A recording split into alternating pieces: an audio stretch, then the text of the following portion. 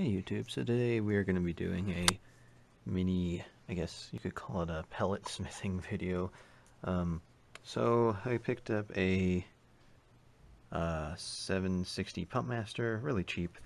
Well, by really cheap I mean free, so I got it from a family friend's yard sale. He just gave it to me, said have at it. So, and it still works, but it's in pretty rough condition. The barrel is really heavily rusted. I'm not sure what the condition of the bore looks like yet. There's tape holding what appears to be a hole in the side of the receiver that holds BBs. So the button's originally missing for that. So overall, it's still working. It needs some oil and so on and so forth, but I think we can make something semi-decent or a little bit more appealing out of this. So we're going to start by just kind of disassembling it, getting this tape off, undoing some screws, and just opening up the rifle and taking a look at some general maintenance things. Here's just a quick glance at what we're dealing with. So there you have it. So you can see real quick we got the rifle apart in pieces. I have the barrel separate from this. And I tried to remove this, but it appears that this little, I'm not sure what to call it, I guess a gas redirect system where the gas from the, I wouldn't call it a piston, but your gas storage vessel on that gun that holds the compressed air that releases it into this tiny hole here and then releases it into the barrel. I was not able to get that off. I think that's supposed to be permanently affixed there. And again, guys, I'm not an expert, so take this with a grain of salt. But you can see just how clear that was before the rust ate this thing alive. Anyways, moving on, the crown isn't too bad, although there is some what appears to be lead fouling coating the outside, creating a bit of a ring. So I don't have a mill or anything, and I'm not going to screw around with a Dremel tool and mess this up. But what I am going to do is take some sandpaper and just polish that and see if I can get a nice clear face onto that. Just cleaning out some dandelion seeds and stuff that had fallen into the action. The action's a teeny bit cleaner now, but not quite. There's still a teeny bit of crap in here, but overall, a very simple pellet gun compared to the Crossman 2100 I have. The 760s are, I guess, very simple. So BBs, I just, as a quick test, ran some BBs through this. BBs will roll out of this fine. So that being said, pellets won't, which tells me either it's fouled or it might be rifled. I don't see why it wouldn't be rifled if you're going to shoot pellets out of it. But again, I digress. So we're just going to clean this up real quick, and then whatever, I don't know what this is. I don't have a 760, but this little piece of spring steel that was clamped onto the barrel here, I just took that off with a pair of pliers. So it rested in this little cutout here. I don't feel like that's necessary for whatever it was needed for in the past. Anyways, so we're just going to go through and just kind of clean things up a bit first before we move on to any kind of reconstructive or custom, so to say, stuff. So what I'm going to do right now is just take some sandpaper to this, see if I can get some of that rust away, and then I'm going to take some cleaning solution, pour it down the barrel, and just give it a good scrub and see how salvageable this thing is. Hopefully we can get this up and running and make this into some, pretty neat custom little pellet gun thing. That'd be really fun. Here we go, guys. So some dirty hands and some sanding later. We've got this nice and shiny, and it is not too perfect, I'll admit, but it is definitely a lot better than what it was. The crown also has been strained out. I'm not sure we're going to get that focused. There we go. So yeah, there is a tiny bit of a ring, but that ring is from pitting. It's not from residue. You can kind of see if I pan this out that it's actually very flat and a concise crown, despite all that minor pitting. So I don't think that's going to be too much of an issue, and we'll shoot it and see in the meantime. So this barrel's done. The pump system's been cleaned up a bit. I need to get in here with a bit of some degreasing component, just something to break up and get rid of that old, worn out, dirty lubricant. And then there's a I don't want to call it a piston. There's like a driver in here that is under spring tension when you cock the gun, and it releases that, which hits this piston, which lets the air out. So that's going to need to be degreased as well, and then we're going to reintroduce some oil so that that can move nice and quick and get very consistent release and shots and so forth. The same with the trigger and stuff. We're going to polish that up and clean that up. And then the cylinder that houses the piston and everything in here, I just went over that with some steel wool too. There's some pitting from rust, but otherwise it's much, much smoother. It's not gritty. So we can take bluing to both of these components now, and they should turn out pretty nice. Again, after we've degreased them. So that's that. Okay, so after some very diligent sandpaper rubbing and numerous times of soaking and filling this with bore foam, you can see my little separation cup over there. So after filling that over and over to try to clean out the carbon residue, the lead fouling, any kind of gunk in there, we've now reached a very happy medium. And then I took a sanding sponge to the face of the crown. You can see the pitting is tremendously reduced. The face of that is just about flawless. It's a bit hard to see, but basically the inside of that is nice and shiny and reflective. Nice and clear and clean. Alrighty, so instead of leaving this in the white, I'm gonna re-blue this and then put it back onto the rifle. Afterwards, I'll have cleaned up all the components and basically just reassembled the rifle.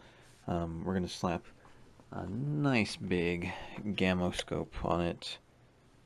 So nothing crazy, but I mean, definitely, for an airgun scope, it's pretty high end. It came with the Gammo Varmint 100 HP that I bought, so I think once we have everything all trued up on this and nice and consistent, it should be actually a really accurate shooter. So I'll keep you posted on that, and I'll show you the finalized project after I've gone and applied some cold blue to this, and after I've cleaned up and oiled the inside of the receiver and some of the bearing surfaces that house like the piston head and so on so forth, springs and stuff like that. So once I get done with that, I will show you the finalized product before we do anything customized to it. Okay, so now we have the barrel nice and completely blued. Might be a little hard to tell in this lighting just because it's kind of reflective. So I went over it really quick with a 3000 grit Trizact pad, which is not sandpaper. It's kind of like sandpaper, but now you can see how we have nice, black barrel. But ideally for polishing like a blued barrel like this, what I would use is steel wool, just because you're rusting the barrel quite literally. So anything too abrasive like sandpaper is just going to take the bluing right off again. But Trizact works nicely because it's just such a fine grit, so that if you go over it light enough, like with steel wool in the same instance, the difference being steel wool not being as hard as Trizact, but if you go over the steel, the finished blued product, or whatever, even just a knife or something, just something polishing it, if you go over it light enough without putting too much downward pressure, you can get a very nice glossy shine to it. So kind of try to show you what I'm talking about. You can see what I mean. This thing, it's reflecting so much light after being blued, so it's really glossy, which is cool. There you go, that's a good picture. So yeah, and you can even see like the different tone. It almost looks like the front end of it's white right now. That's just simply because the light is so strongly being reflected from that angle. but you can clearly see that it's blue. So yeah, so anyways, really well done. The inside of the barrel was not blued. I had that sealed and protected, so there's almost like what vaguely appears to look like a chrome line bore kind of thing, but it's not. It's just it's just polished and not blued on the inside. So, but anyways, yeah. So we're gonna go ahead and reassemble the rifle and take a look at what it looks like now. And just for consistency's sake, I went in and blued the rest of the gas tubey system on the air rifle. I did not go over and fine glossy polish this, just kind of just a matte blue finish, because it's not really eye candy, so to say. It's just more so to keep everything consistent, so there's not white patches corresponding with the barrel, because that's not very aesthetically pleasing. Anyways, but yeah. Alright guys, so here's the Pumpmaster 760, and it's all nice and refinished. We're going to take a couple shots and see how it groups.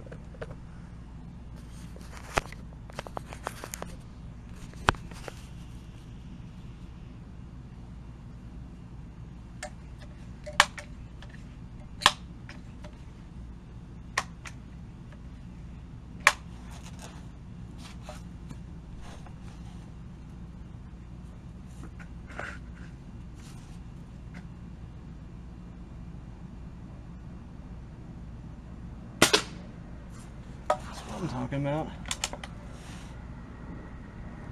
Dead on accurate.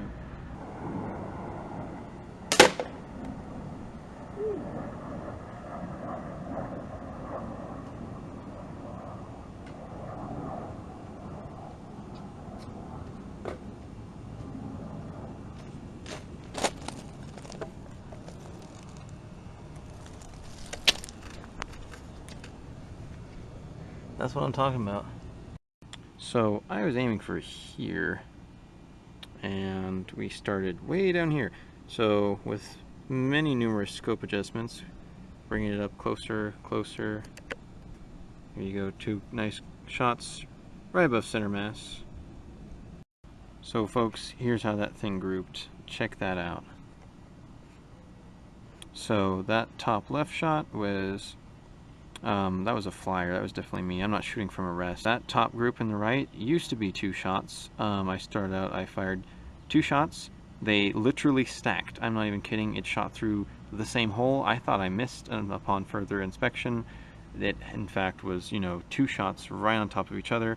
So I knew, okay, my final adjustment, I needed to just pull it down and a little bit to the left, and sure enough, we are dead center where I want to be. So that's perfect for me. That's exactly where I was aiming. So I wasn't aiming true center of that. I was aiming a little bit high on that center. So that's spot on accurate. I mean, that is truly impressive.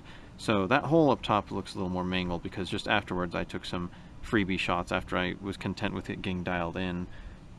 So I just wanted to see how many I could stack into that hole. So right now it's a little hard to tell, but right now I'm not kidding. There's 2 on that center hole, and there's probably a good 4 in there. So I'll do my best to kind of point here. So hold up, where am I going? There we go. So that was a flyer. That was definitely me. 2 here, 3 there, 1 there, and then there's another there. So I take that back. That was 5 shots. But I mean, that's outstanding accuracy, guys. That's the size of a dime. That black dot is quite literally the size of a dime. If you can put it in perspective, that Cheerio is about the same size as a regular Cheerio on the box. So that's impressive. That's really stinking impressive. I mean, we're only about at, 15 yards, but to turn something that had, a literal rusted out barrel, a terrible crown and everything, I mean, the whole system was basically junk. We refurbished it, we made it look kind of nice, and that thing is probably the most accurate pellet gun I have now, after some nice fine tuning and, attention to detail. So I'm not quite finished with this. I do want to get rid of this plastic stock. There's just a bolt that goes straight up into here, so it would be very simple to make a wooden one for it that looks a little bit nice. I just kind of don't like this tacky feeling to it. I'll probably keep this and probably level this out some more. It's already kind of flat, and it's already kind of flat here, so it'd make a great bench rest type thing. So if I were to polish this out and make it a little flatter, it would, sit on a table or something even nicer. And then, get a nice like wood laminate stock or something, or just, make a wooden stock out of a nice piece of wood or a plank or something that would, look semi-decent, give it a finger hole and such. And then I don't have some Goo Gone, but to get rid of some of those paint stains, I'm going to need some Goo Gone, or not paint stains, I'm sorry, the residue from the tape that was there. But otherwise, here it is, guys. Project success. I am really proud of this. Quite a feat, quite a challenge that paid off really well, and now we have something that was, utter junk to something you could, use to potentially put food on the table, to, just have fun with and plink cans, but to, be accurate and, be precise. And that's what the most joy I get out of shooting is, being accurate and precise and trying to, be as, quite literally as precise and as accurate as you can be. There's a joy in that. There's a joy in trying to beat yourself and trying to push the limits of yourself and your firearm and so forth. But anyways, guys, that's enough for today. I hope you liked the video.